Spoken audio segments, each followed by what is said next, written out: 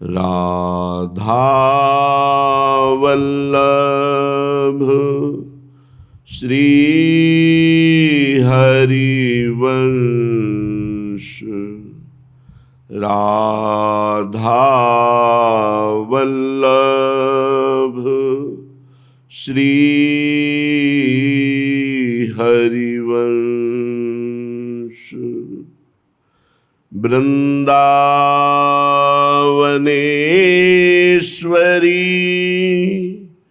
तवैव पदारविंदम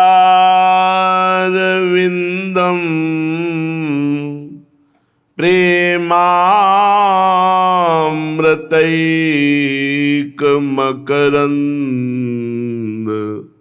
रसौघपूर्णम्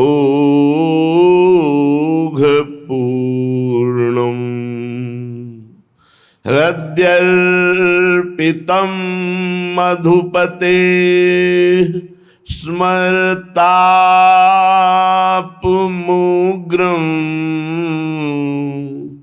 निर्वापयत् परम शीतलमाश्रयामि।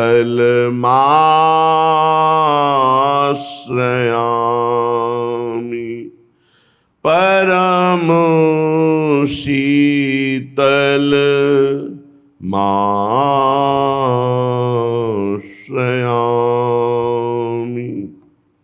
चलते हैं श्रीमद् भागवत महापुराण। बड़े बड़े देवता भगवान ब्रह्मा जी के समीप गए और कहा, सबका तेज अपहरण हो रहा है, सूर्य भी निस्तेज होते जा रहे हैं, हम देवताओं की शक्ति क्षीण होती जा रही। महाराज मुझे पता नहीं कि इसका कारण क्या है, आप कृपा करें। तो ब्रह्मा जी ने बताया, चिंता मत करो, ये दिति के गर्भ में विराजमान भगवान के दिव्य पार्षद जय और विजय, वही अमंगलकारी रूप आचरण करने वाले जब प्रकट होने की भावना कश्यप जी ने बताई तो दिति ने रोक लिया। 100 वर्ष हो गए, प्रसव ही नहीं होने दिया। ये सनक सनंदन सनातन सनत कुमार के शाप से जय विजय दिति के गर्भ में विराजमान है। देख लो, भगवत प्रेमी महात्माओं का अपराध करने पर वैकुंठ से भी नीचे पतन हो गया, जो कदापि ऐसा शास्त्रों में नहीं पाया गया। वैकुंठ में प्रवेश पाने के बाद फिर इस जगत में आना नहीं होता। यद गत्वा न निवर्तन्ते तद धाम परमम मम। लेकिन धाम में भी भगवत प्रेमी महात्मा का अपराध बन गया तो जय विजय को 3 जन्म के लिए दैत्य भाव असुर भाव से इस भूतल पर आना पड़ा। जब ब्रह्मा जी ने समस्त देवताओं को समझाया कि आप शांत हो जाइए, भगवान श्री हरि सबका मंगल करेंगे, ये और कोई अनिष्ट नहीं है। ये दिति ने अपने गर्भ को अपने तपोबल से 100 वर्ष तक रोक रखा है, तो उन गर्भस्थ तेजों में भगवत पार्षदों के प्रभाव से सबका तेज क्षीण हो रहा है। आप शांत हो करके जाइए, कोई चिंता का विषय नहीं है। ब्रह्मा जी के कहने से अंधकार का कारण जानकर देवताओं की शंका निवृत्ति हुई और वो पुनः अपने अपने स्थान को लौट गए। इधर दिति को अपने पतिदेव के कथनानुसार पुत्रों की ओर से भारी अमंगल की आशंका थी। ये सृष्टि का मंगल कर देंगे, ये भगवान के विमुख हैं, ये भगवान से वैर करेंगे, ऐसी आशंका से 100 वर्ष हो गए। गर्भ को गंभीरता पूर्वक धारण की, इनको हम आने ही नहीं देंगे बाहर। फिर जब कश्यप जी ने आदेश किया, ऐसा उचित नहीं है, सब लोगों का वैसे ही अमंगल हो रहा है, पति की आज्ञा का पालन करते हुए उन्होंने जो तपोबल से रोके हुए थी प्रसव किया। यमज पुत्र उत्पन्न हुए, जुड़वे। जेव ही उनका जन्म हुआ, जन्म होते ही स्वर्ग पृथ्वी अंतरिक्ष में भारी उत्पात पैदा होने लगे।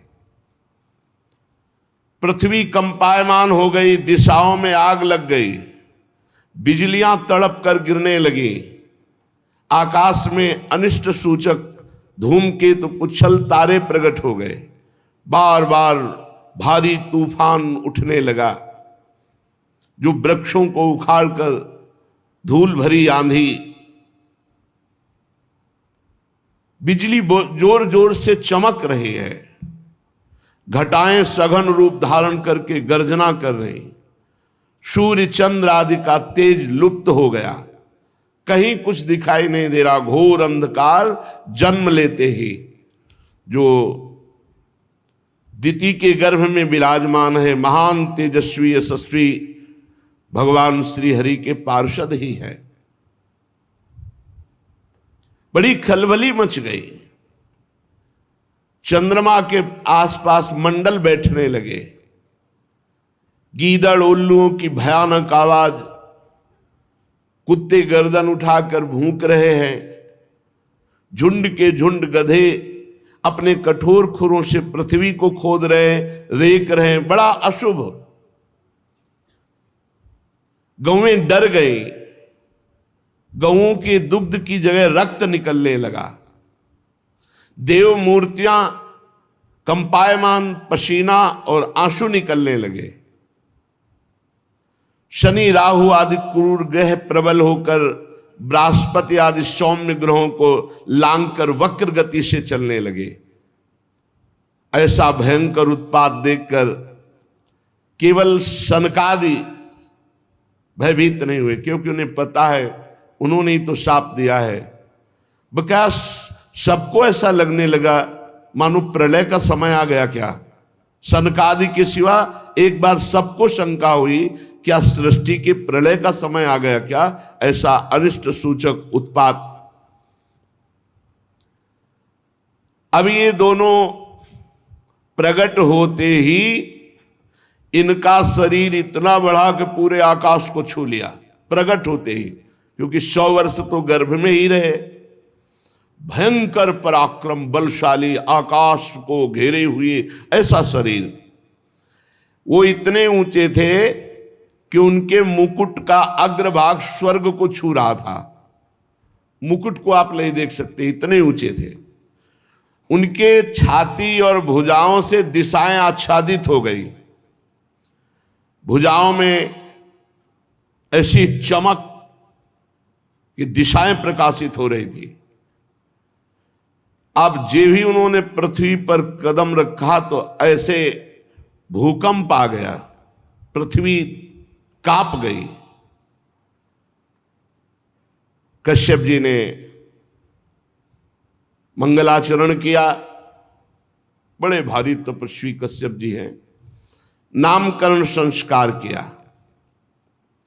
उनमें से जो दिति के गर्भ में पहले स्थापित हुआ उसका नाम हिरण्यकश्यप, और जो दिति के गर्भ से पहले निकला उसका नाम हिरण्याक्ष। स्थापित हुए हिरण्यकश्यप पहले और प्रकट हुए हिरण्याक्ष, इसलिए बड़े भाई हिरण्याक्ष माने गए।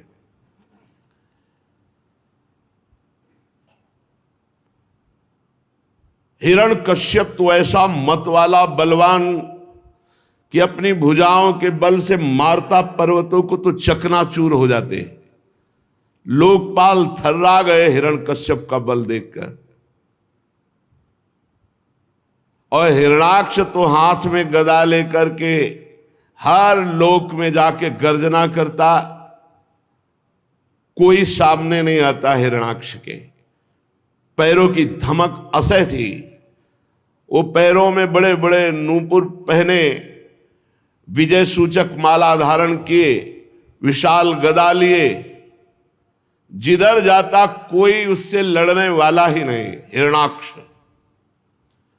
देवता तो ऐसे डर कर भागते जैसे छोटे बच्चे भेड़िए को देखकर डर के, जैसे गरुड़ के डर से सांप, ऐसे देवता भयभीत होकर भागते। हिरणाक्ष ने देखा कि उसके सामने कोई लड़ने वाला ही नहीं, तो हर लोक में जाकर के गर्जना करता। फिर वो गहरे समुद्र में घुस गया और अपनी गदा का प्रहार लहरों पर करता।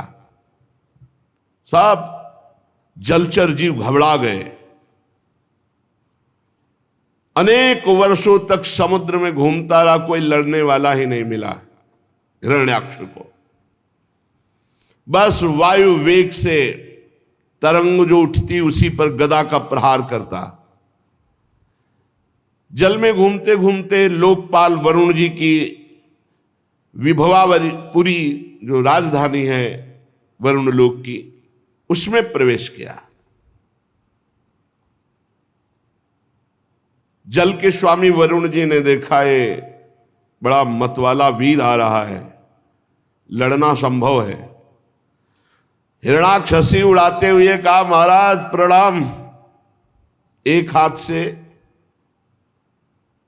संत भगवंत श्री विग्रह इनको निषेध किया गया प्रणाम करना, ऐसे एक हाथ से नहीं, हमारे यहां दोनों हाथ जोड़कर प्रणाम, ये उपहास कहा जाता है। संत या भगवान का श्री विग्रह या जो अपने बड़े गुरुजन हैं उनको ऐसे नहीं किया जाता, उनको हाथ जोड़कर प्रणाम किया। उसने एक हाथ से ऐसे उपहास करते हुए प्रणाम मुद्रा में कहा, महाराज मैं एक भिक्षा मांगता हूं, क्या युद्ध की भिक्षा मिलेगी आपसे? आप बड़े लोकपाल हो, बड़े वीर हो, कीर्तिशाली हो, तो आप अपनी मर्यादा रखने के लिए मुझे एक भिक्षा दोगे? आओ हमसे युद्ध करो। मदोन्मत्त हिरणाक्ष को देखकर वरुण जी को क्रोध तो बहुत आया, और उन्होंने विचार किया है जीता नहीं जा सकता, क्योंकि ये भगवान का पार्षद है, इसे तो केवल भगवान ही जीत सकते हैं, दूसरा नहीं। तो उन्होंने कहा, चिंता मत करो, तुम्हारे जैसे रणकुशल वीरों को युद्ध में संतुष्ट करके सारी मनोकामना पूर्ण करने वाले एक महावीर हैं। तुम्हारे जैसे वीर वहां घुटने टेक देते हैं। तुम बड़े वीर हो, पर तुम्हें ज्यादा देर नहीं लगेगी वीर सैया में शयन करने की। तुम जैसे दुष्टों को नियंत्रण करने के लिए वो विविध रूप धारण करते हैं। वरुण जी की बात सुनकर के बड़ा प्रसन्न हुआ, बोला बताओ तो जरा ऐसा वीर त्रिभुवन में कौन है जो मेरी भुजाओं को युद्ध में तृप्त कर सके? उनका तृप्त नहीं तो उनके हाथ मारा जाएगा। तो उसने कहा तुम बताओ तो, फिर थोड़ी देर में सूचना तुम्हें मिलेगी कौन मारा गया। इतने में देवर्षि नारद जी आ गए। नारद जी ने कहा वीर का तो पता मैं जानता हूं। नारद जी एक ऐसे महात्मा है, चाहे जहां चले जाए, चाहे जिससे मिले सब सम्मान करते हैं। कंस से भी मिलते, कृष्ण से भी मिलते, सबसे कहीं भी चले जाएं। नारद जी एक ऐसे विश्व पूज्य महात्मा है जहां असुरों के यहां भी इनकी पूजा होती है, कोई इनसे द्वेष नहीं करता। सब जानते हैं कि हित की बात बताएंगे। नारद जी ने बड़े हित की बात बताई। विश्व विजयी हिरणाक्ष, तुम्हारी भुजाओं को तृप्त करने के लिए रसातल में एक वीर है जो वाराह रूप में विराजमान है और पृथ्वी लेने गया है। तुम जाओ, पूर्ण तृप्त हो जाओगे। ऐसे वीर हैं जो युद्ध में तुम्हें पूर्ण तृप्त कर। वो खिलखिला के हंसा और कहा जंगली पशु सुअर से मेरा युद्ध? अरे क्या बात करते हो नारद जी। नारद जी ने कहा ना समझ, अभी तुम नहीं जानते हो। एक बार जाओ तो रसातल तो पहुंचो। जल को चीरता हुआ वो महावीर हिरण्याक्ष जब गया तो देखा श्याम वर्ण विशाल शरीर, कोई साधारण सूकर थोड़ी थे, वो तो भगवान ने वाराह रूप धारण किया था।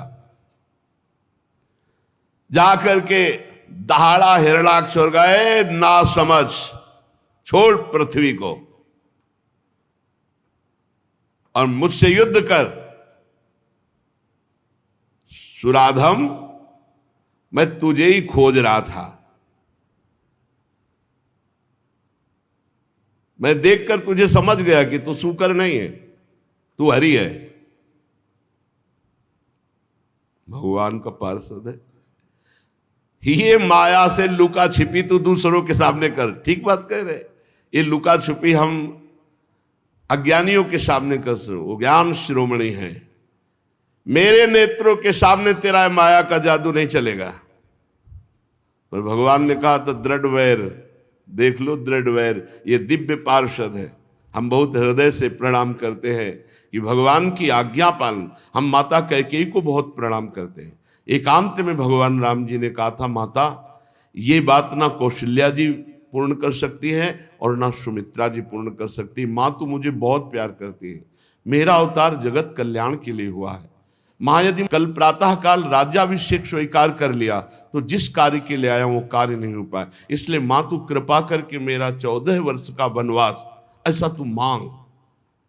कैकेयी जी ने वो बात स्वीकार की। देखो अपने प्यारे राम जी की इच्छा के लिए अपनी निंदा सही, अपने प्यारे भरत का वियोग सहा। भरत ने कभी मां नहीं कहा और वैधव्य सहा, जगत की निंदा सही। ये विशेष जो भगवान के प्रियजन होते हैं इनको समझ पाना बड़ा कठिन होता है। तेरी माया दूसरों के सामने चलेगी, मेरे सामने नहीं चलेगी। मैं तेरा नाश करने के लिए समर्थ हूं, हिरण्याक्ष कह रहा है। मूढ़, तेरा जो बल है वो योग माया ही है ना, तुझ में कोई पुरुषार्थ नहीं, केवल योग माया से तू बली है। आज मैं तुम्हारी योग माया को चकनाचूर करूंगा। जब मेरे हाथ से छूटी हुई गदा तुम्हारे सर पर पड़ेगी तो तुम्हारी योग माया नहीं बचा पाएगी तुम्हें। तब जितने तेरी आराधना करने वाले भक्त देवता ऋषिगण है ना, ये तब समझ पाएंगे कि तेरे से भी बलवान हिरण्याक्ष है। हिरण्याक्ष भगवान को ऐसे दुर्वचन बोल रहा था। भगवान अपने दांत पर पूरी संपूर्ण पृथ्वी भयभीत हो गई। भगवान ने कहा तुम चिंता मत करो, बिल्कुल चिंता मत करो, तुम हिलोगे भी नहीं, तुम्हें थोड़ी भी कोई परेशानी नहीं होगी। भगवान वो बोलता गया, पीछे ललकारता गया। भगवान आए और पृथ्वी को स्थापित किया। तीखी दाढ़ वाला वो हिरण्याक्ष भगवान से कहता जाता है, बड़े वीर हो, तुम्हें भागने में लज्जा नहीं आती,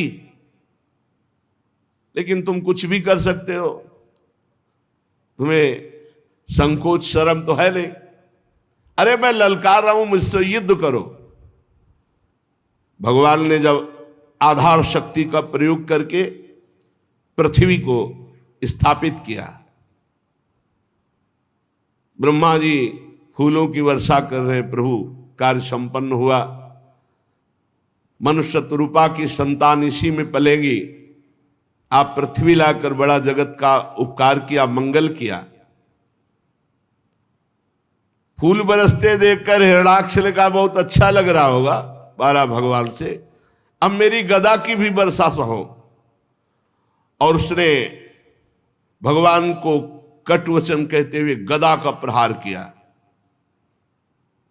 भगवान ने सहज में उसकी गदा फेंकी हुई पकड़ ली। अरे दुष्ट, तुझ जैसे मृत्यु पास में बंधे हुए अपनी आत्म प्रशंसा करने वालों पर महापुरुष जन ध्यान नहीं देते। आत्म प्रशंसा करना अपने सारे पुण्यों का नाश कर लेना है। आत्म प्रशंसा का मतलब होता है अपनी मुख से अपनी बड़ाई करना, कभी नहीं करना चाहिए। इससे सारे पुण्य नष्ट हो जाते हैं। तुम क्या समझते हो हमने ये किया, हमने ये किया, वो सब जा रहा है, सब खत्म हो रहा है।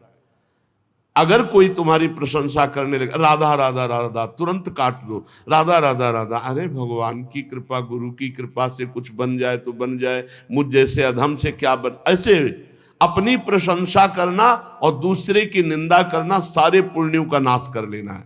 भगवान कह रहे हैं तू अपने मुंह से आत्मश्लाघा कर रहा है,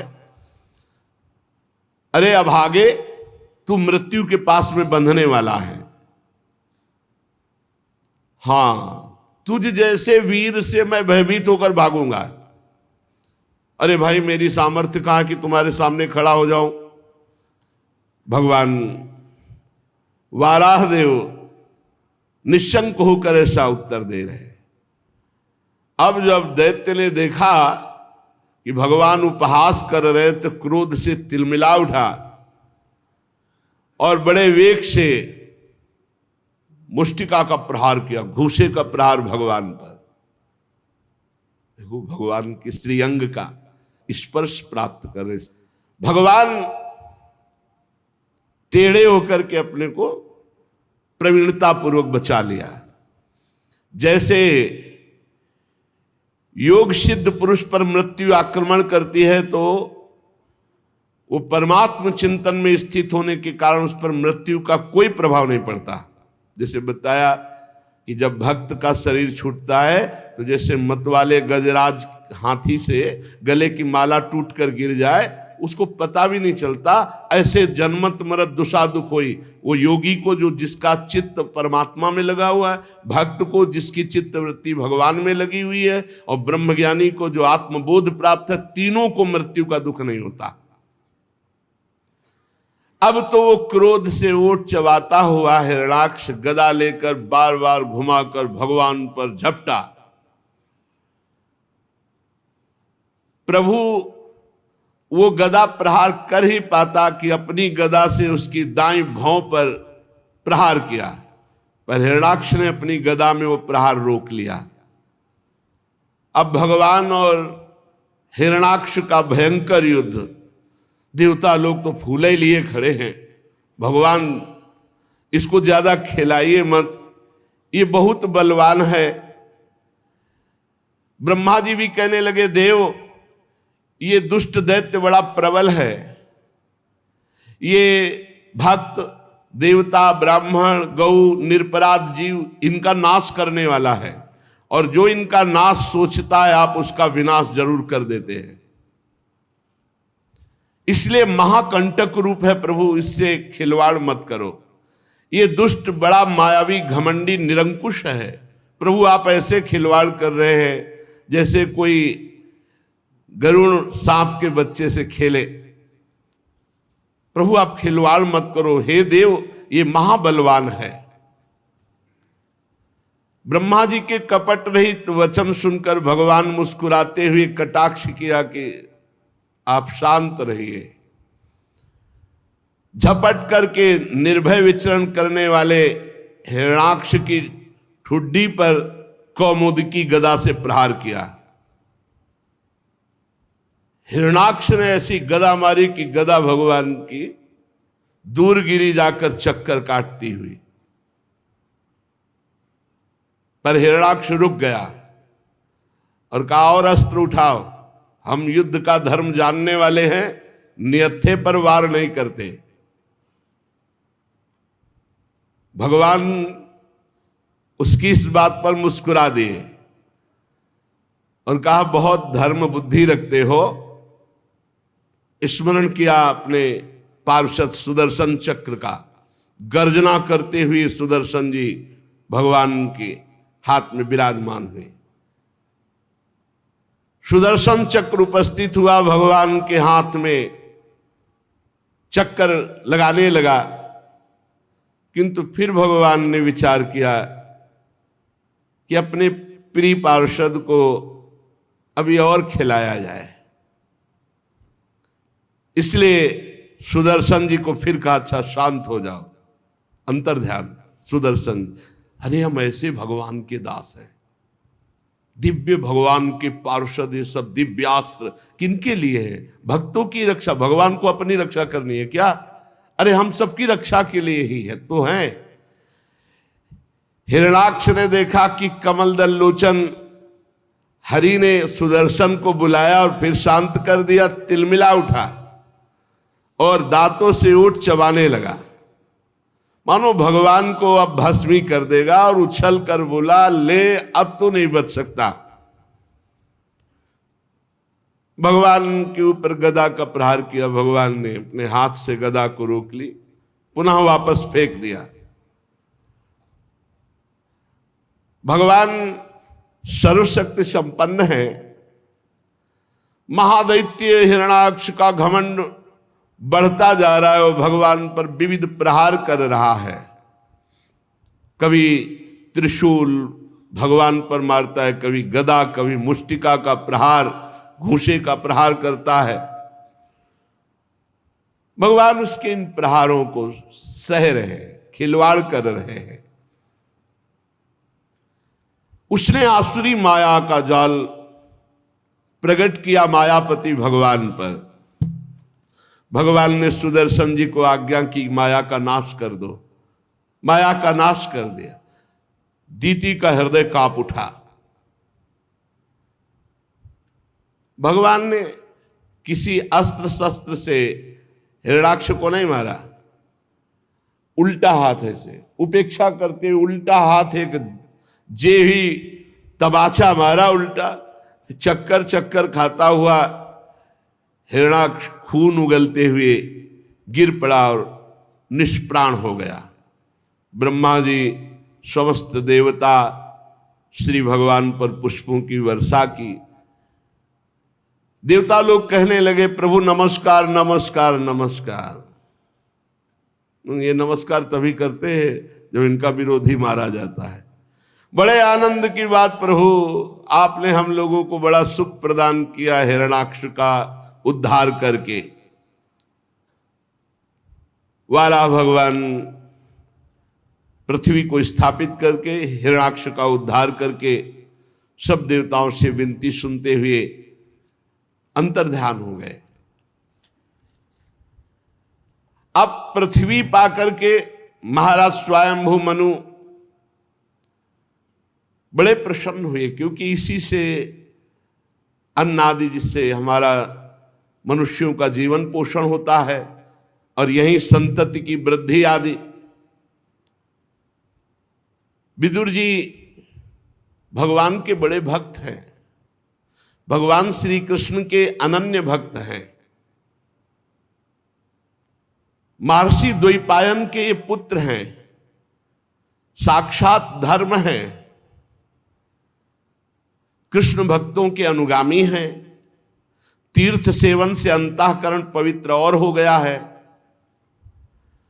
अब वो तत्वज्ञानियों में श्रेष्ठ मैत्रेय जी से सर्व पाप नाशकारी भगवान की लीलाओं के विषय में प्रश्न करते हैं।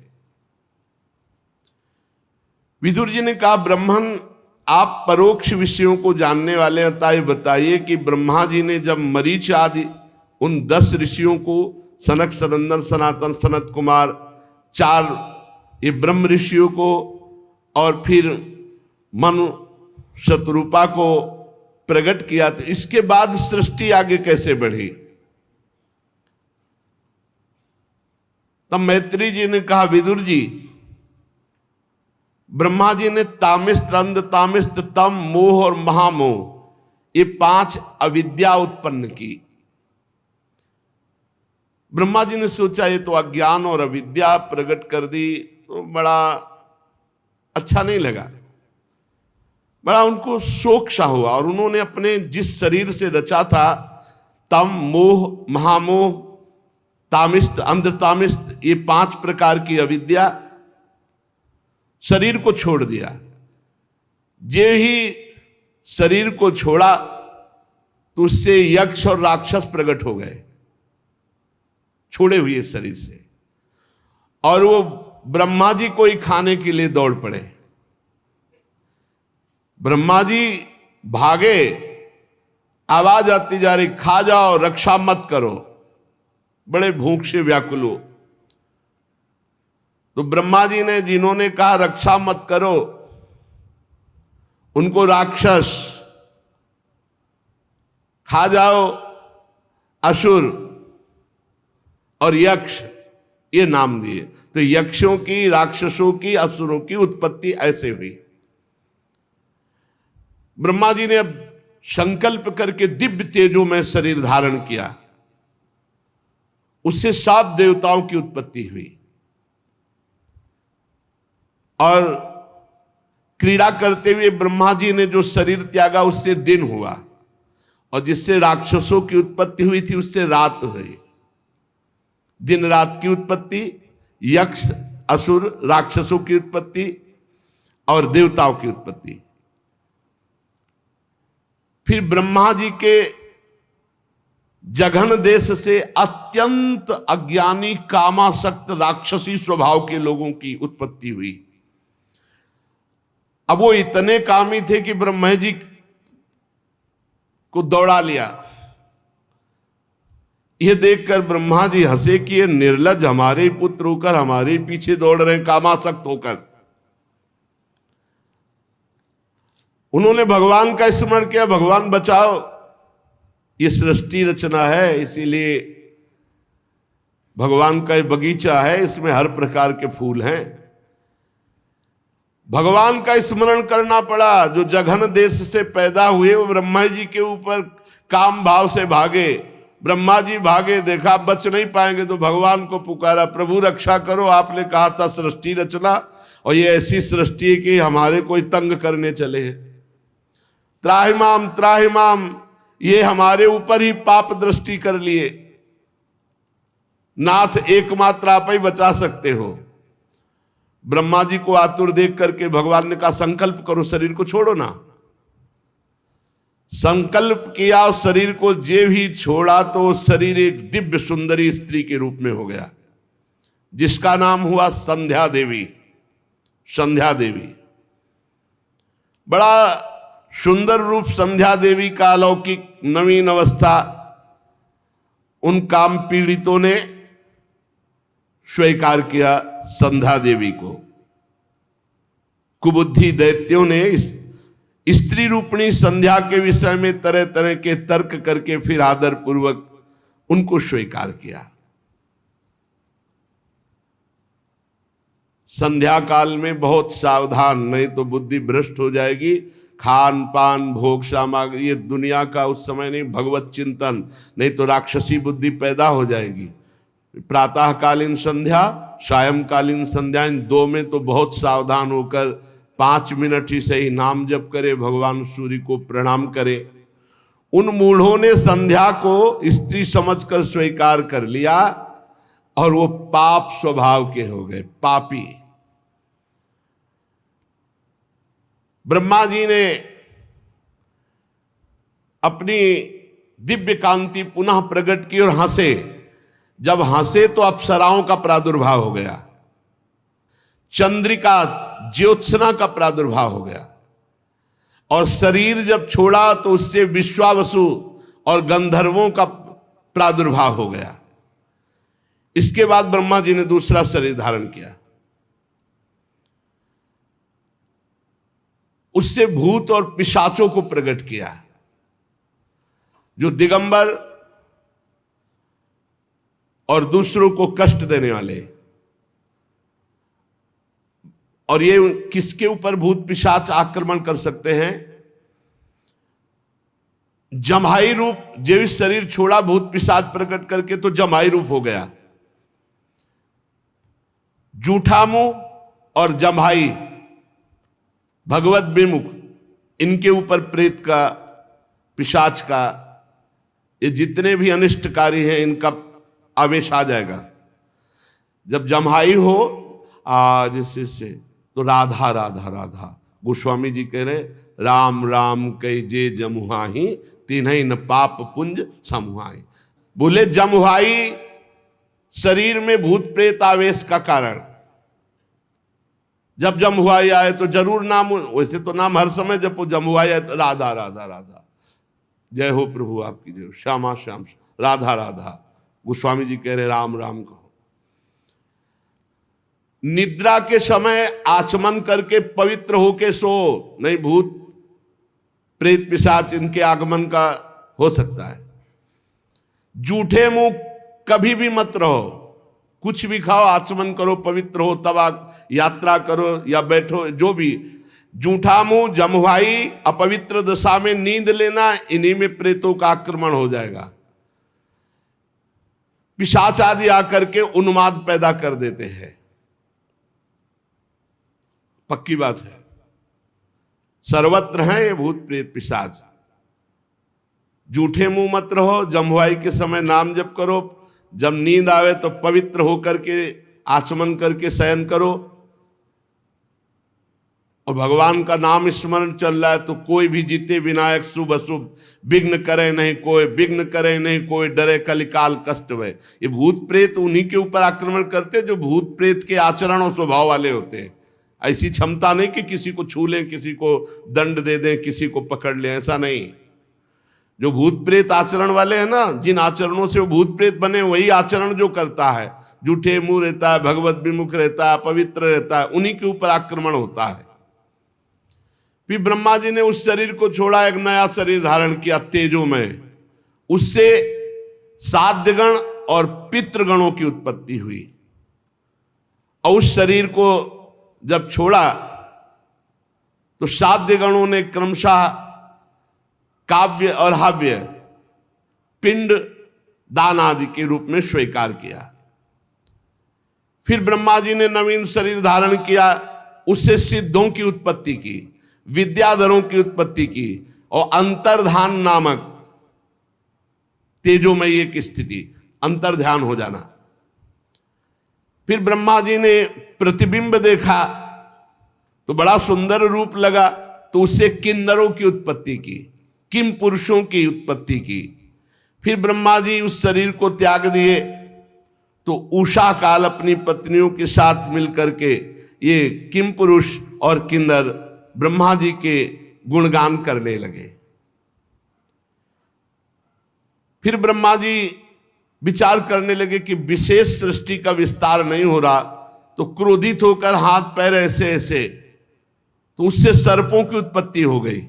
ऐसे किया, फण वाले सर्प, बिना फण वाले सर्प, बड़े भयंकर क्रूर स्वभाव के नाग, इनकी उत्पत्ति हो गई। क्रोधित होकर हाथ पैर ऐसे अवयवों को फैलाकर, हाथ पैरों को फैलाकर जब ऐसे ऐसे किया तो उससे नाग उत्पन्न हो गए, सर्प उत्पन्न हो गए, फण रूप धारण किए हुए बड़े भयंकर विषधारी। ब्रह्मा जी ने कहा ये भी एक भयानक सृष्टि हो। ये सब ब्रह्मा जी के अंदर वही संकल्प होता जा रहा है जो भगवान कराना चाहते हैं। फिर ब्रह्मा जी ने पवित्र होकर मनुओं की सृष्टि की, जिससे सब प्रजा की वृद्धि हो। फिर उस अपने पुरुषाकार शरीर का त्याग कर दिया। देवता गंधर्व आदि मनुओं की सृष्टि देखकर बहुत प्रसन्न हुए। बोले विश्वकर्ता ब्रह्मा जी, आपने मनुओं की सृष्टि की, इससे बहुत सुंदर सृष्टि प्रकट होगी।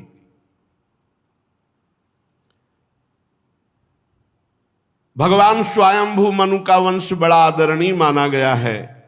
इसी से मैथुन धर्म से प्रजा की उत्पत्ति हुई है।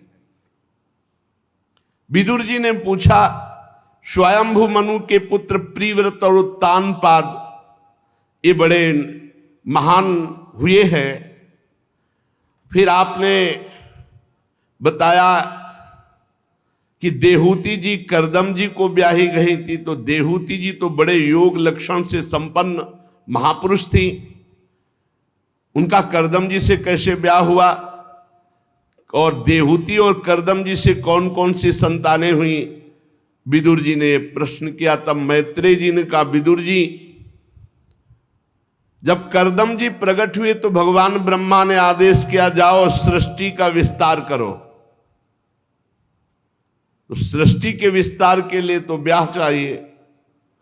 तो 10,000 वर्ष तक सरस्वती नदी के तीर पर एकाग्र चित्त से शरणागत वरदायक भगवान श्री हरि की आराधना की, पत्नी प्राप्त करने के लिए 10,000 वर्ष तक। ये सतयुग के आरंभ में कमल नयन भगवान श्री हरि ने देखा, कठोर तपस्या कर रहे मूर्तिमान ब्रह्ममय भगवान भव्य दिव्य रूप धारण करके प्रकट हुए। गले में श्वेत कमल कुमुद के फूलों की माला धारण किए, मुख कमल श्याम वर्ण का, नीली नीली अलकावली निर्मल पीतांबर धारण किए, झिलमिलाता हुआ सुवर्ण में मुकुट, कानों में जगमगाते हुए कुंडल, कर कमलों में शंख चक्र गदा पद्म और उनके एक हाथ में क्रीड़ा के लिए श्वेत कमल लिए हुए प्रभु मधुर मुस्कान भरी चितवन चित्त को जो चुराए लेती है। श्री चरण कमल गरुण जी के कंधे पर विराजमान है, वक्षाय स्थल में श्रीवत्स चिन्ह और कौस्तुभ मणि है। प्रभु करदम जी के सामने आकाश स्थित गरुण पर विराजमान होकर दर्शन दिए और कहा आँख खोलो, तुम्हारी तपस्या पूर्ण हुई। जे ही देखा गरुण पर विराजमान भगवान श्री हरि, साष्टांग प्रणाम किया और प्रेम पूर्ण चित्त से हाथ जोड़कर भगवान की स्तुति की।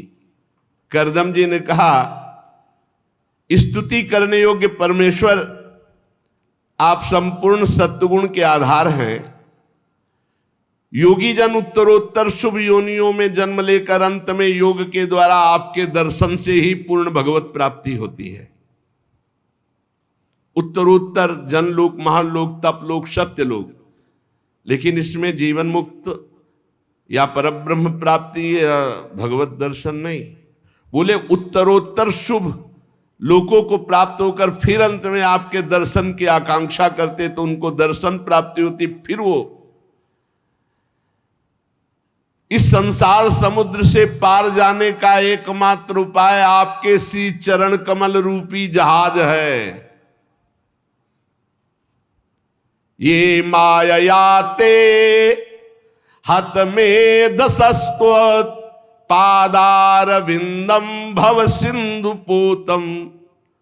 इस भव समुद्र का जहाज है भगवान के चरणारविंद। उपासते काम लवायते शाम राशीस कामान निरये पियेषु।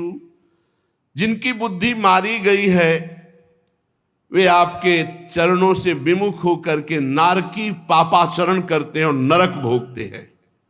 स्वामिन, जिसने आपके चरण कमलों का आश्रय ले लिया उसके संपूर्ण मनोरथ पूर्ण हो गए। प्रभु, यद्यपि आपका दर्शन बड़ा दुर्लभ है पर मुझे प्राप्त हुआ, पर प्रभु मैं कैसे कहूं कि आपसे क्या मांगना चाहता हूं, क्योंकि बड़ी हंसी की बात होगी आपको प्राप्त करके, आपको न मांग करके मैं आपसे पत्नी मांगता हूं, क्योंकि मेरे पिता ब्रह्मा जी की आज्ञा है सृष्टि विस्तार करो। आप स्वरूप से निष्क्रिय होने पर माया के द्वारा सारे संसार का व्यवहार चलाने वाले हैं।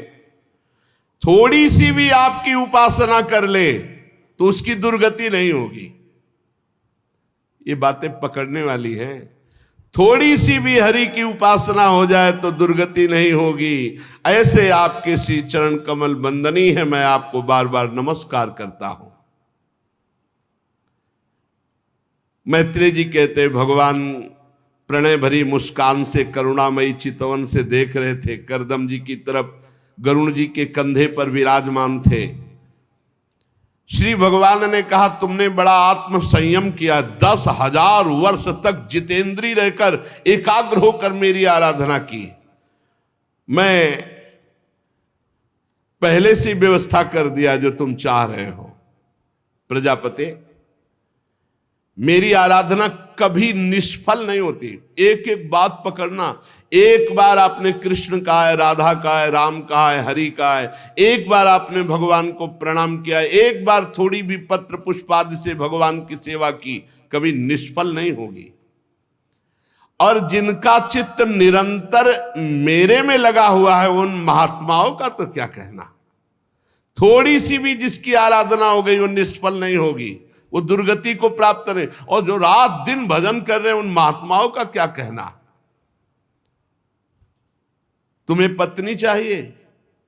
आदि सम्राट महायशस्वी स्वयंभू मनु, जो ब्रह्मावर्त में रहकर 7 समुद्र वाली सारी पृथ्वी का शासन करते हैं, परम धर्मज्ञ महाराज महारानी शतरूपा के साथ तुमसे मिलने परसों यहां आएंगे। और उनकी एक रूप यौवनशील गुणों से संपन्न श्याम लोचना कन्या जो योग से संपन्न है, वो विवाह के लिए स्वयं लेकर आपके पास आएंगे। भगवान से मांगा पत्नी, तो पत्नी कैसी मिल रही? आदि सम्राट महाराज मनु की पुत्री, योग संपन्न देवी देहूति। वो यहां आकर के तुम्हें कन्यादान करेंगे, अर्पण करेंगे। जैसा तुमने भावना में सोचा वैसी ही वो पत्नी है। वो राजकन्या तुम्हारे योग्य है, तुम योगी वो योगी। बड़ी सुंदर देहूति जी। 9 कन्याएं तुम उत्पन्न करोगे और उनके अनुसार मरीचि आदि ऋषिगण स्वीकार करेंगे, उसी से सृष्टि बढ़ेगी। तुमने मेरी आराधना की,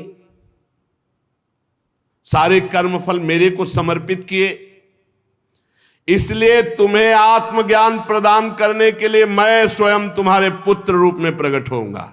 ये अपनी तरफ से भगवान ने वरदान दिया। यही कृपा भगवान की होती है।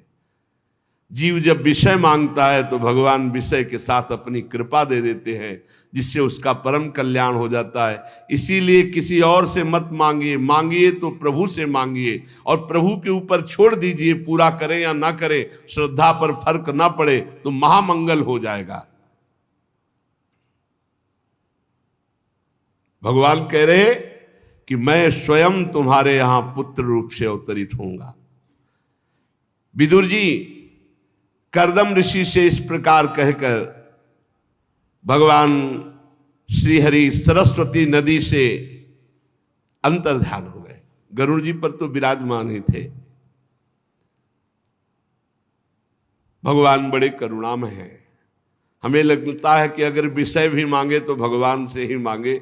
देखो विषय तो दिया ही, और स्वयं कह रहे कि मैं स्वयं आऊंगा पुत्र रूप में। भगवान कपिल के रूप में आए और बहुत सुंदर ज्ञान का उपदेश करके दोनों को, कर्दम जी को भी और देहूति जी को भी परम पद प्रदान किया। श्री हरि के चले जाने पर बताया था परसों आएंगे महाराज मनु शतरूपा देवहूति को लेकर के। इंतजार करने लगे। मनु जी भी महारानी शतरूपा के साथ सुवर्ण जटित रथ पर सवार होकर अपनी कन्या को बिठा करके विचरते हुए शांति प्राण महर्षि कर्दम जी के आश्रम पर पहुंचे। वहीं बिंदु सरोवर बन गया। कब? जब 10,000 वर्ष तपस्या का फल मांगा पत्नी, तो भगवान के आंसू गिर पड़े कि गजब है मेरी प्रचंड माया की लीला कि मैं सामने हूं और मेरे 10,000 वर्ष मेरे को प्रसन्न करने के लिए तप किया और उसका फल मांगा पत्नी। तो जो आंसू की बूंद गिरी उसी से बिंदुसर तीर्थ बन गया। बिंदु सरोवर बड़ा पवित्र तीर्थ है। बड़ा ही सुंदर आश्रम जहां कर्दम जी विराजमान है। उन्मत्त मयूर पक्ष फैला फैला कर जगह जगह नृत्य कर रहे हैं। कोकिला कुहुक रही है। कदम्ब चंपक अशोक करंज बकुल अशन कुंद मंदार कुटज, इनके बड़े बड़े वृक्ष हैं। जलकाग बतख हंस कुरर जलमुर्ग सारस चकवा चकोर चकवी ये सब कलरव कर रहे हैं। और वहां जंगल में हरिण सुअर स्याही नीलगाय हाथी लंगूर सिंह वानर नेवला कस्तूरी मृग सर्प ये सब दिखाई दे रहे हैं। ऐसा घोर जंगल जहां कर्दम जी वास कर रहे हैं। मनु जी वहां पहुंचकर देखा तपस्या से अस्थिमात्र हुए रहे शरीरा। कर्दम जी का शरीर ऐसा, एक वलकल की लंगोटी, पूरा शरीर कृश, गर्मी सर्दी बरसात सब सह रहे। विशाल नेत्र, सिर पर जटा सुशोभित, वलकल का चीर धारण किए हुए प्रसन्न मुद्रा में स्वयंभू मनु पधार रहे। ये देख करके अर्घ दान किया। राजा का भगवान का स्वरूप माना जाता है। अर्घ दान किया और प्रणाम मुद्रा में होकर के कहा आतिथ्य स्वीकार कीजिए। मनु जी ने कर्दम जी के द्वारा दी हुई पूजा स्वीकार करके फिर कर्दम जी की पूजा की। राजा ऋषि को भगवान का स्वरूप मान करके, तो ऋषि राजा को भगवान का स्वरूप मानकर दोनों की आराधना। करदम जी ने कहा, देव आप भगवान श्री हरि की पालन शक्ति स्वरूपा है, राजा है। निसंदेह सज्जनों की रक्षा और दुष्टों का संहार करने के लिए भगवान ही राजा रूप से विराजमान है। मैं आपसे जानना चाहता हूं कि आपकी क्या सेवा करूं, आपका प्रयोजन क्या है, मेरे लिए आज्ञा क्या है। जो आज्ञा करोगे मैं निष्कपट भाव से उसे स्वीकार करूंगा। मनु जी ने कहा, वेद मूर्ति भगवान ब्रह्मा ने वेदमय विग्रह की रक्षा के लिए तपस्या, विद्या और योग इनकी रचना की है। जो तपस्या, विद्या और योग से पुष्ट होता है उसी से हम सुरक्षित होते हैं, हम राजा लोग, और हम राजाओं से पूरी प्रजा सुरक्षित होती है, मनु जी महाराज ने कहा। इसीलिए हर राजा के ऊपर एक महाराजा विराजमान रहता है। देवराजेंद्र त्रिभुवनपति तो ऊपर बृहस्पति जी, महाराज विदेहराज जनक तो सदानंद जी, चक्रवर्ती सम्राट महाराज दशरथ तो वशिष्ठ जी, हर जगह। और जिस राजा का संबंध किसी महर्षि से नहीं है वो ठीक निर्णय करने वाला राजा नहीं होगा। किसी राजा के ऊपर जब महाराजा का शासन होता है तो शास्त्र सम्मत प्रजा पालन रूपी परम धर्म का वो निर्वाह कर पाता है। जो तपस्वी है, जो विद्या, योग और गुणों से संपन्न है, ऐसे महापुरुष के द्वारा हम राजा लोग सुरक्षित होते हैं, हम राजाओं के द्वारा पूरी प्रजा सुरक्षित होती है, ऐसा महाराज मनु जी ने कहा। वैसे मुझे कोई संदेह नहीं, क्योंकि आपके दर्शन मात्र से मेरे हृदय में अपार आनंद है, मनु जी महाराज ने कहा। आपका दर्शन अजितेंद्रीय पुरुष को हो ही नहीं सकता है। मेरा बड़ा भाग्य है जो आप जैसे महर्षि का दर्शन, चरण स्पर्श और रज माथे पर चढ़ा सका। मेरे भाग्योदय से ही आपका दर्शन हुआ है। प्रभु, ये मेरी कन्या है और इसके वर के लिए मैं बहुत चिंताग्रस्त हो रहा था। भगवत इच्छा से मेरे हृदय में आया कि ये कन्या मैं आप ऋषि को प्रदान करूं। ये प्रियव्रत उत्तानपाद की बहन है, अवस्था, शील, गुण, योग सब पूर्ण है। क्या आप इस कन्या रत्न को स्वीकार करते हैं? महाराज मनु जी ने प्रार्थना की करदम ऋषि से। और ये भी आपको बहुत प्रेम करती है, क्योंकि एक बार देवर्षि नारद जी ने आकर आपकी शील, विद्या, रूप, आयु, गुण, तपस्या का वर्णन किया, तब से इसने मन में आपको ही पति के रूप में वर्ण किया है।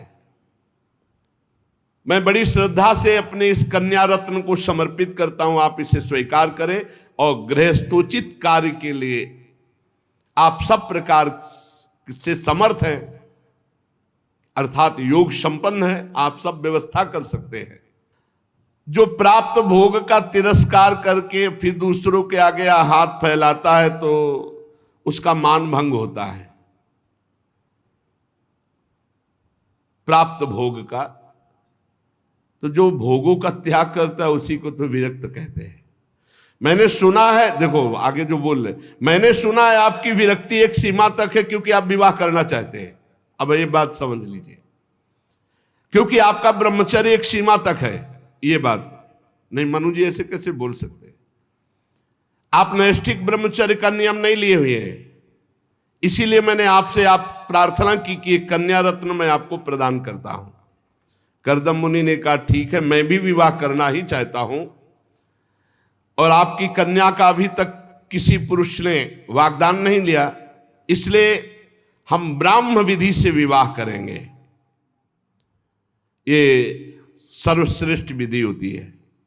ब्राह्म विधि, दैव विधि, आर्ष विधि, प्राजापत्य, आसुर, गांधर्व, राक्षस और पैशाच, ये 8 प्रकार की विवाह की विधियां हैं। इसमें सबसे श्रेष्ठ विधि होती ब्राह्म विधि, जिसमें मध्यस्थ ब्राह्मण होता है जो मंत्रों के द्वारा पाणी ग्रहण संस्कार कराता है, और पिता सम्मान के साथ कन्यादान करता है और वर पाणी ग्रहण स्वीकार करता है, वो वैदिक सिद्धांत के अनुसार। राजन, हमारी कन्या आभूषण आदि शोभा को तिरस्कृत करने वाली सुंदरी है। आभूषणों से श्रृंगार करने पर सुंदरता बढ़ती, लेकिन हमारी कन्या इतनी सुंदर है कि आभूषणों का तिरस्कार करती है और वो आपके योग्य है। एक बार ये महल पर विराजमान छत में थी कि विश्वावसु गंधर्व ऊपर से विमान से निकले और हमारी कन्या को देखा, मूर्छित होकर छत पे गिर गए। इतनी सुंदर देहूती जी है। और इस समय मैं स्वयं आकर प्रार्थना कर रहा हूं कि आप स्वीकार करें, तो इसका मतलब आप स्वीकार करेंगे। ये हमारी बहुत दुलारी लाडली है, उत्तानपाद की प्यारी बहन है और ये आद्य शक्ति की बहुत बड़ी उपासना कर चुकी है। इसलिए आप इस साध्वी कन्या को स्वीकार करें। पर एक शर्त मैं आपके सामने रखता हूं, जब तक संतान नहीं होगी तब तक आपको गृहस्थ धर्म स्वीकार करना पड़ेगा, क्योंकि आप बैरागी वैसा ले कि 2-4-10 दिन के बाद भी बैराग ले लो। जब तक संतान समर्थ नहीं हो जाएगी तब तक आपको वैराग्य नहीं लेना है, इसके साथ रहना होगा। यह शर्त स्वीकार करें। मैत्रेय जी कहते हैं, परम धर्म का ज्ञान रखने वाले विदुर जी कर्दम जी से इतना कहकर महाराज मनु शांत हो गए। देहूती जी ने दृष्टि डाली कर्दम जी पर।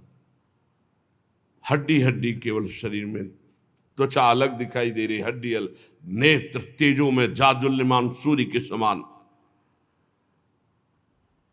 प्रणाम किया चरणों में। मनु जी ने देखा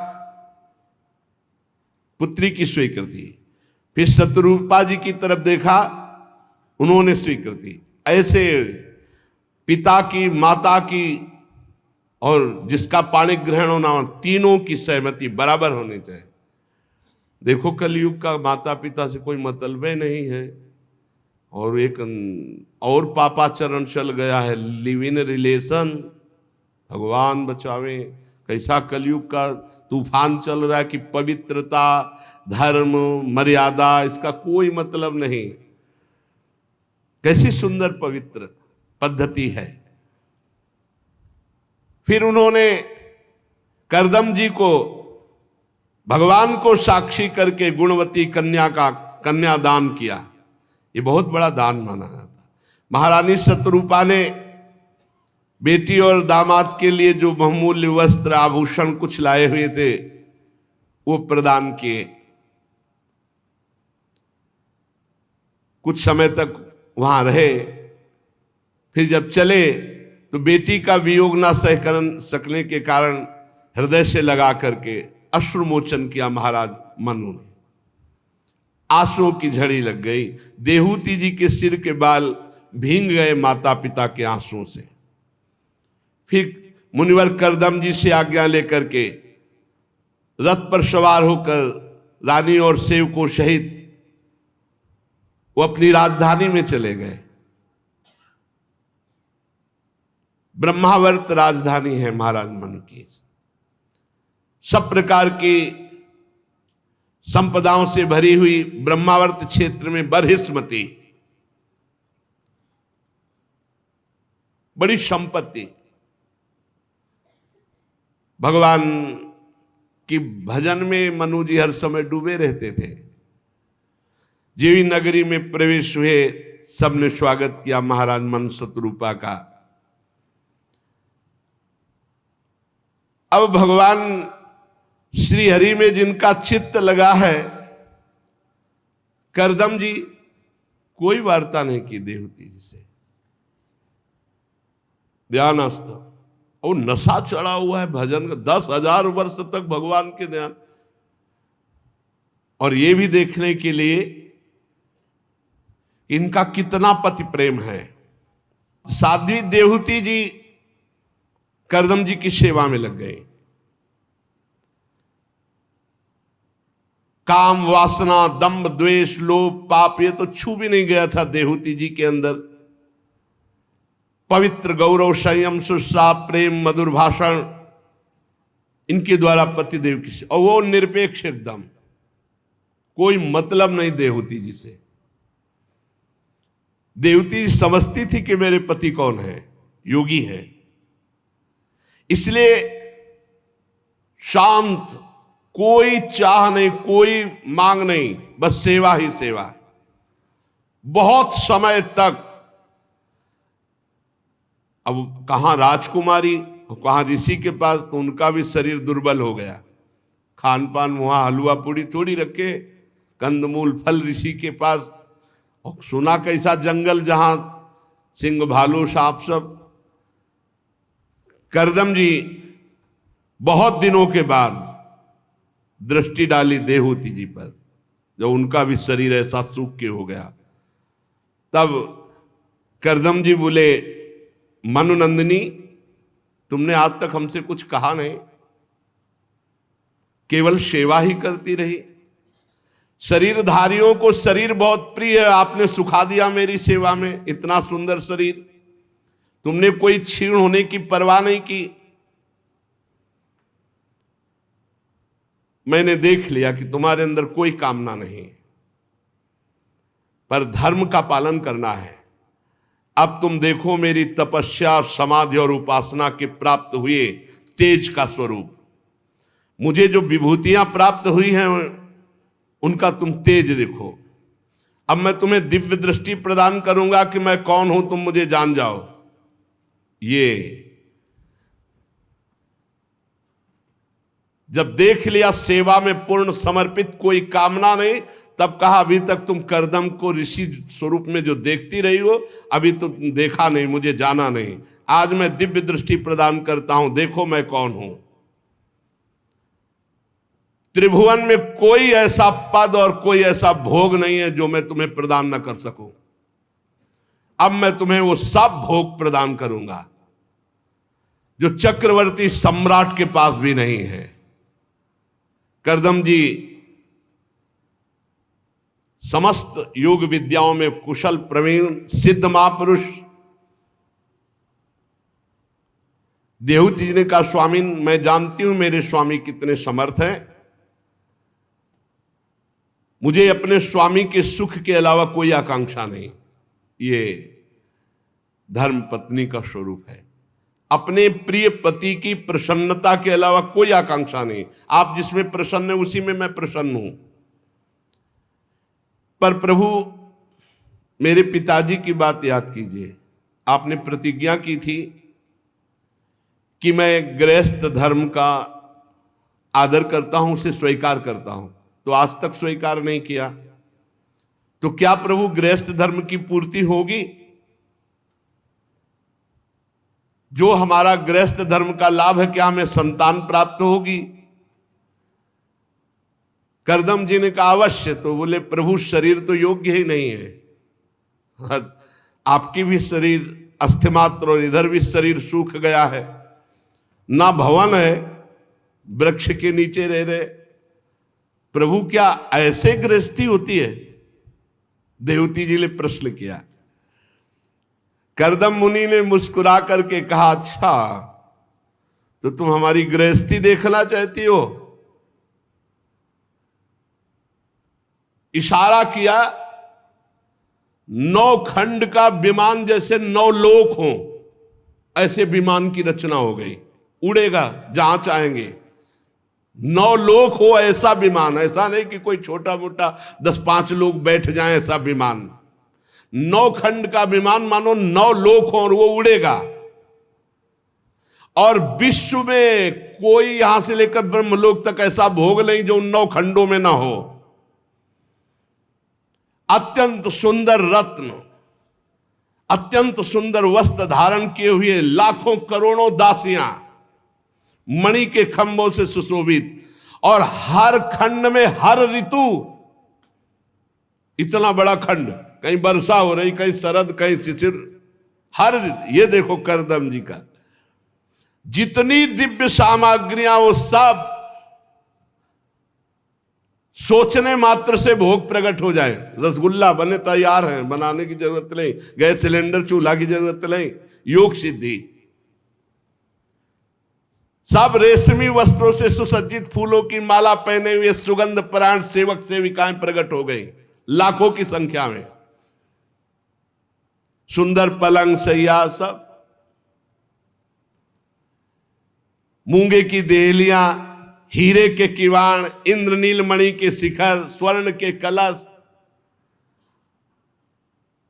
महाराज आंखें चकाचौंध हो गई देवहूति जी के कि मेरे पति कितने सामर्थ्यशाली है। पर अपनी तरफ देखा कि तो उनका, देवी ये बिंदु सरोवर है, इसमें स्नान करके आओ। जे भी देवहूति जी उस सरोवर में प्रवेश किया तो उस समय उनके फटे पुराने वस्त्र जो पहना गए थे महाराज, वही सिर के बाल चिपक कर जटा हो गए थे, शरीर में मैल, शरीर कांतिहीन। जे ही गोता लगाया तो 1000 दिव्य देवियां उनके साथ ऐसे करके उठी, तो 1000 दिव्य देवियां, और शरीर नव किशोर अवस्था, कमल की सी गंध, तेजो में कांति।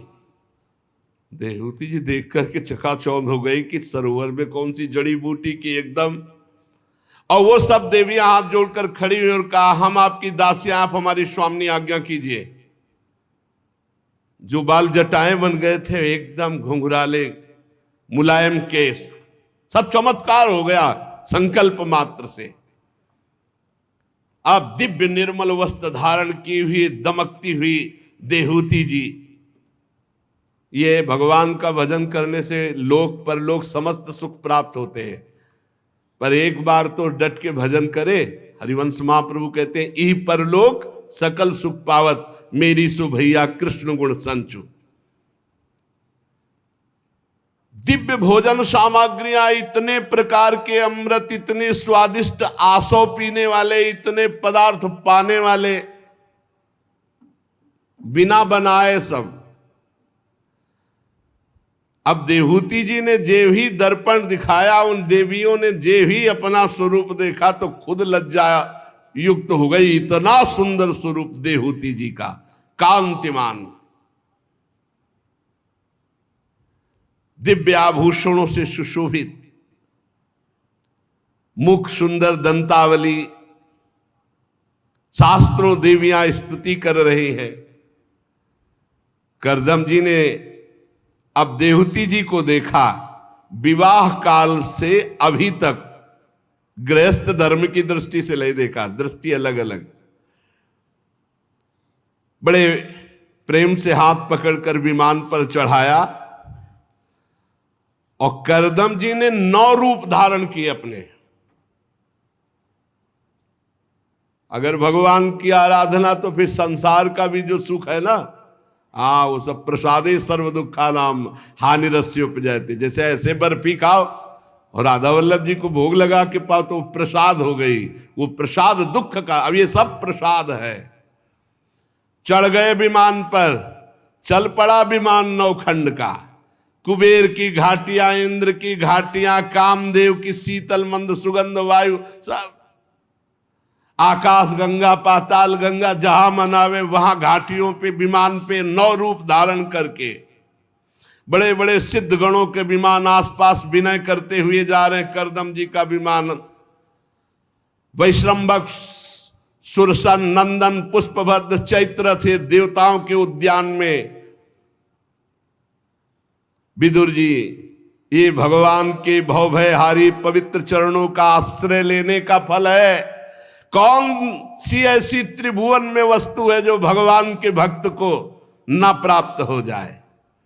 महायोगी करदम जी ने सारे भूमंडल में, सारे द्वीपों में, सारे लोकों में अपनी प्रिया को घुमाया। देवहूति जी को कहा, चलो आज ब्रह्मलोक चलते हैं, आज महारलोक चलते हैं, आज सुरसन वन, आज नंदन वन। आनंद मच रहा है। भजन का फल है। भजन नहीं करोगे तो लोक पर लोक सब बिगड़ जाएगा। भजन जरूरी है। 9 रूपों में देवहूति जी के साथ 9 खंड के विमान में बहुत वर्षों तक भ्रमण करता रहा विमान, पेट्रोल डीजल की जरूरत नहीं, संकल्प से चल रहा है। विमान में न ड्राइवर है और न पेट्रोल डीजल की जरूरत है। बोले चलो ब्रह्मलोक, पहुंच गया ब्रह्मलोक, अमुक घाटी, वहां पहुंच गया। ऐसे, और खतरा कुछ है नहीं कि अगर विमान बीच में फेल हो गया तो सब नष्ट हो जाएगा, नहीं, बहुत सुंदर व्यवस्था भगवान की। इसीलिए भजन कर लो, घाटा तो है ही नहीं भजन करने में। भगवान न प्राप्त हुए तो ऐसा वैभव प्राप्त होगा, ऐसा भजन प्राप्त होगा कि अगले जन्म में भगवान प्राप्त हो जाएंगे। नामे भक्ता प्रणश्यति, थोड़ा भी भजन करने वाले का नाश नहीं हो सकता। इसीलिए मान लो राधा राधा राधा, कृष्ण कृष्ण कृष्ण। कामदेव और रति भी ललचाए, ऐसी व्यवस्था थी उन विमान में। कामदेव और रति भी ललचाए, ऐसी व्यवस्था थी। कितने वर्ष तक विहार हुआ? सैकड़ों वर्षों तक। 10,000 वर्ष तो तपस्या किए हैं, तो अगर 10,000 वर्ष विहार करे तो कौन सी बड़ी बात है। और ये सब समय ऐसा लगा मानो मिनट भर में निकल गया भोगों में।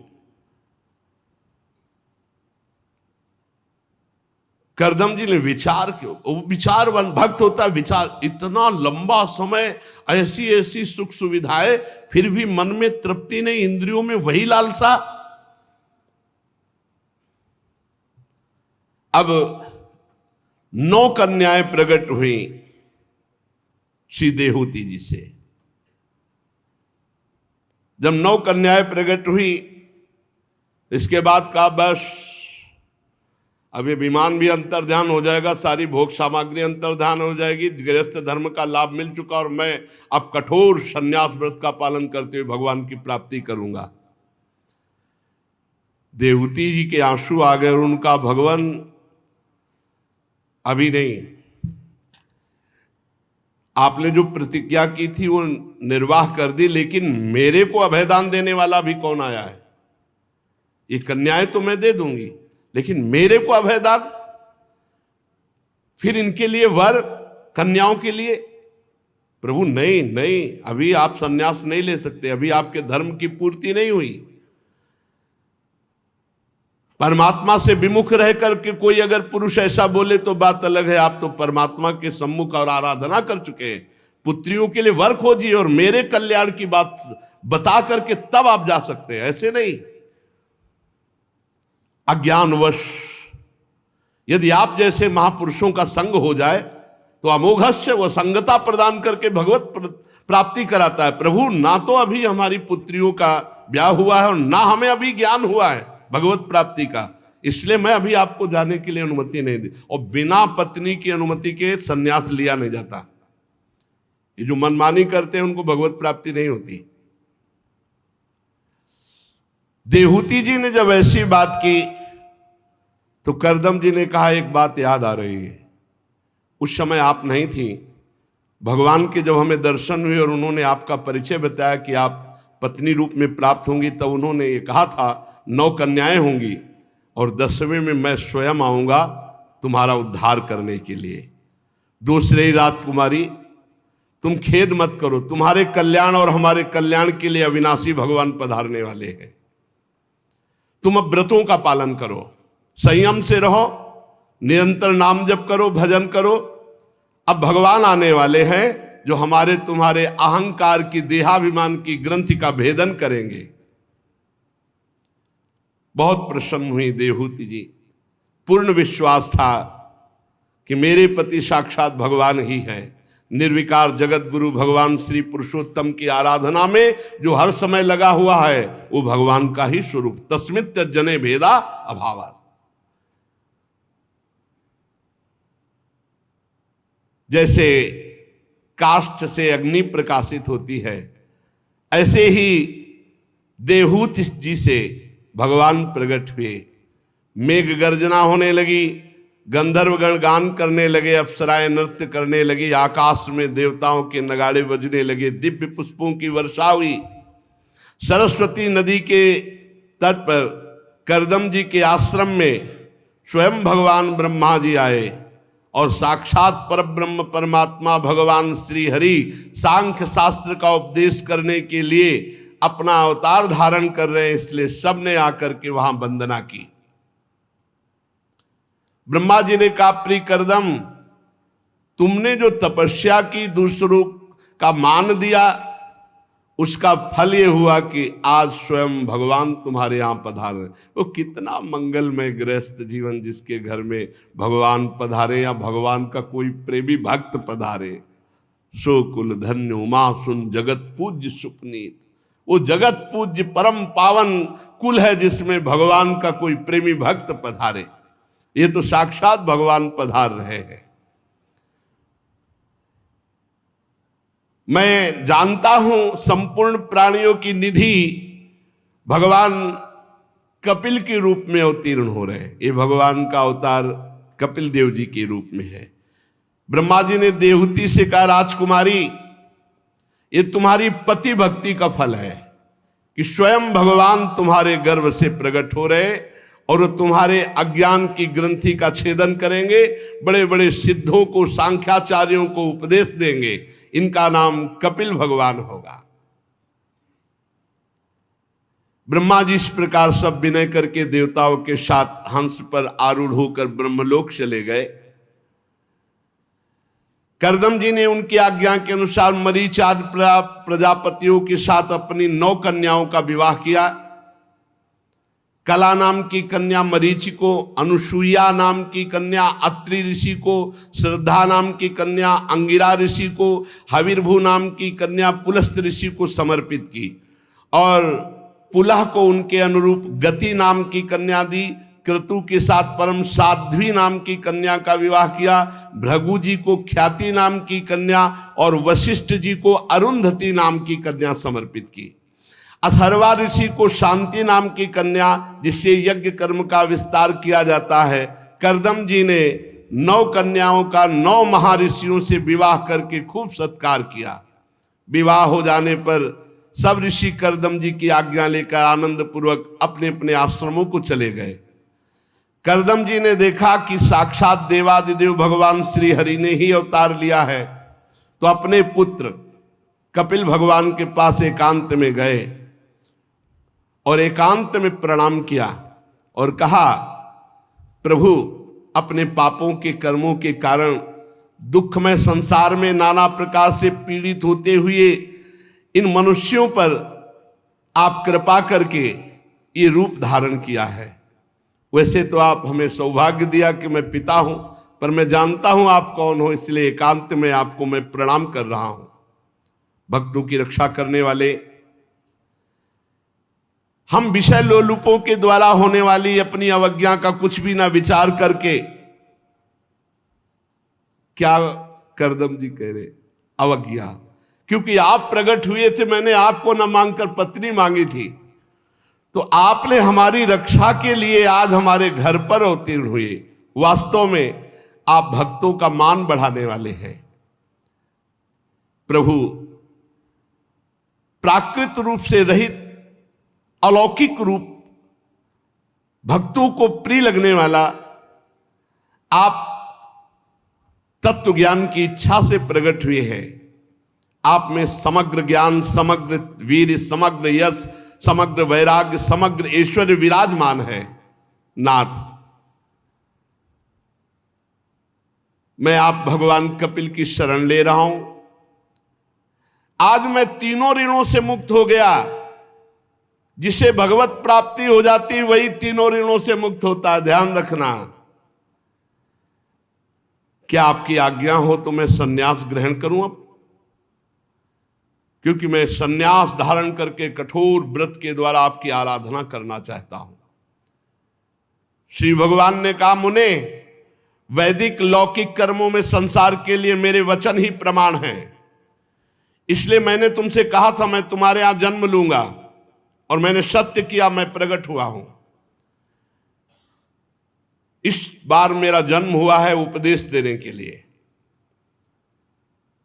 मैं जीवन मुक्त, स्थूल सूक्ष्म कारण तीनों शरीरों से रहित आत्मानुभव, सांख्य शास्त्र, आत्मज्ञान का सूक्ष्म मार्ग जो लुप्त हो गया है उसे वर्णन करने के लिए, स्थापित करने के लिए मैं प्रकट हुआ हूं।